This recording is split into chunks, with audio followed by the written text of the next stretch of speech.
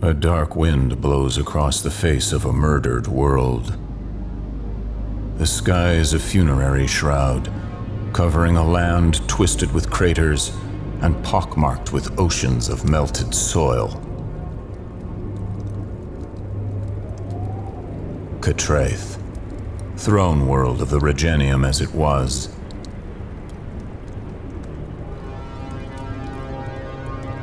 The broken fingers of dead cities are all that remain of an arrogant culture that sought to resist 1,000 empires. A single, windowless citadel stands above it all, a final insult to this place. Its custodians, locked in the belly of this horrible machine, now stir to awaken a monster.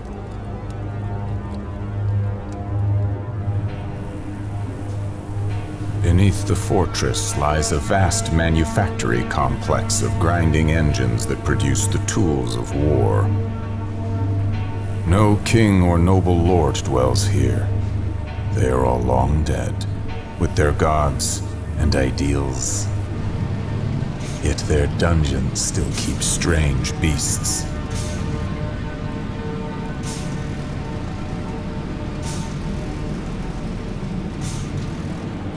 A heavy transport rumbles forward off a macro lift, bringing its precious cargo up to the surface levels.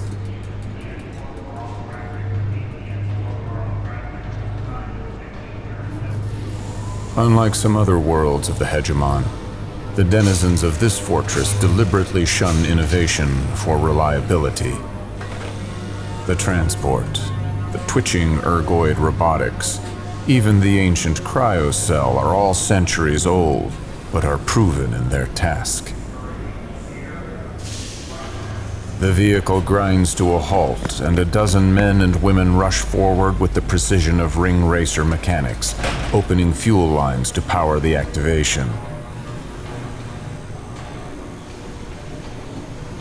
They are indentured-class citizens from across known space, willing contractors toiling to pay back their time debts.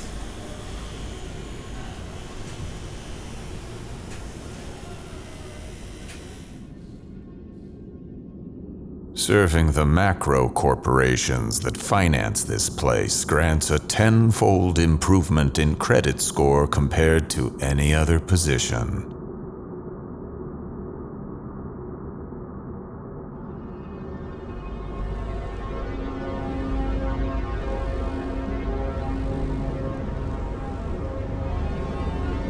It is not a job without risk.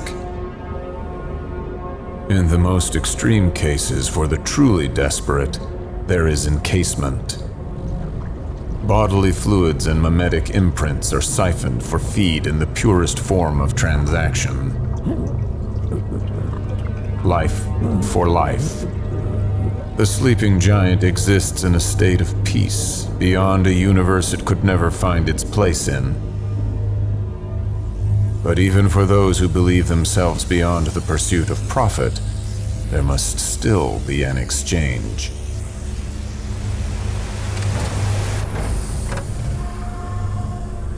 And so it is woken from its null paradise.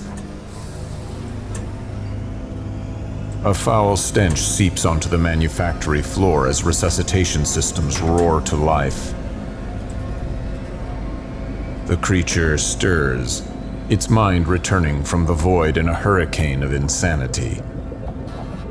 It was once human, molded by a regimen of trauma as much as stolen science, and combined in the laboratories of mad visionaries. It is not a hero of myth, but a nightmare of singular purpose: violence.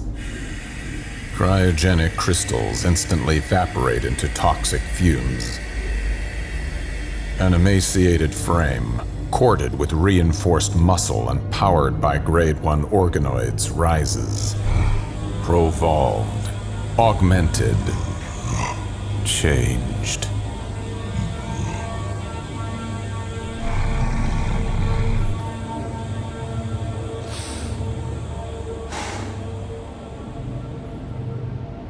It is Barakan. Made into the hegemon's most potent weapon, their reward is certainty of purpose rather than currency. Barakan do not question their place in a universe that breeds doubt. One of the indentured, transfixed by this hyper-predator, strays within arm's reach. Fingers push through flesh to snap the bones within. It turns to the other indentured, restrained only by hibernation blindness. It can smell their judging fear, hear the roar of mocking heartbeats. Every panicked breath is an insult.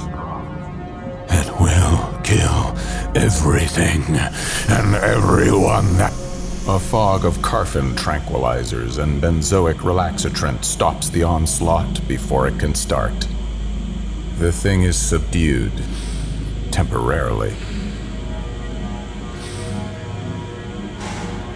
The indentured look to one another, unsure of who should approach the Barakan, when their oscillators warn them to stay on schedule with the buzz of a low-level electrode.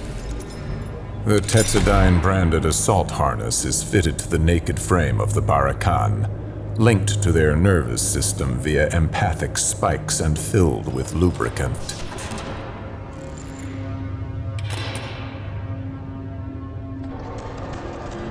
Autoplate made from new steel is then added over empowered joints, making the Barakan more a weapon system rather than mere flesh and blood hidden within a suit of armor.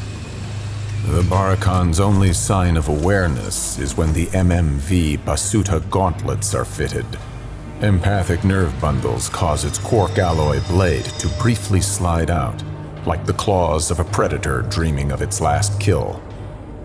Reactive paneling is installed on the chest, able to deter direct incoming ordnance or shred anyone foolish enough to draw too close. Regulating narcos are pumped into reservoirs across the armor or siphoned into specialized glands beneath the skin. Ports in the carapace will allow for direct refills or enable the individual soldier to create a wild mélange of performance-enhancing chemicals.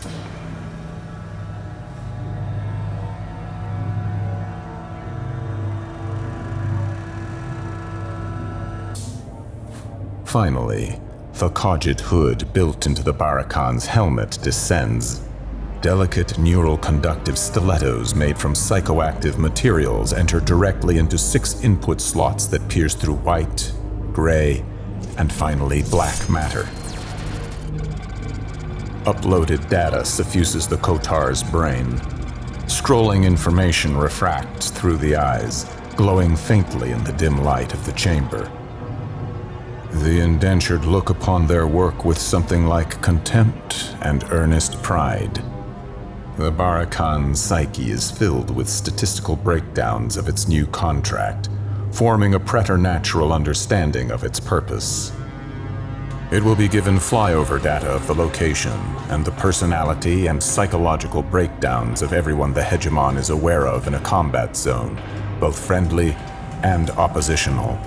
The executive functions of the Barakan's brain are now completely dedicated to its goals without having to think about how to achieve them. A true killer acts and executes.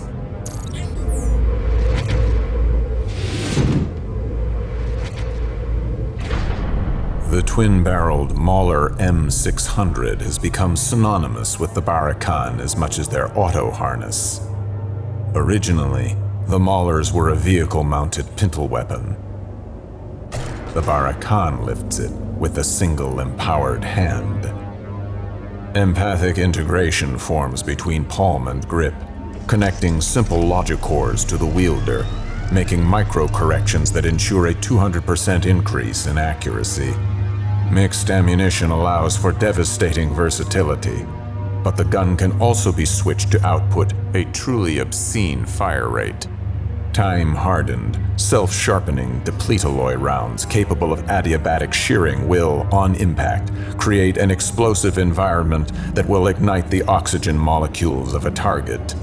A war zone inflicted with Barakan weaponry will still be poisoned 2.5 million years later, as fragments from these bullets will infect an area with radiation. The Barakan Elite Division stands by for deployment. The indentured turn, shrug beneath their rubberized suits, and prepare for the next, hoping they'll survive their shift. Communication. Barakan vision. Second. Query. ETA to Jacob Center. Touch system. Executive.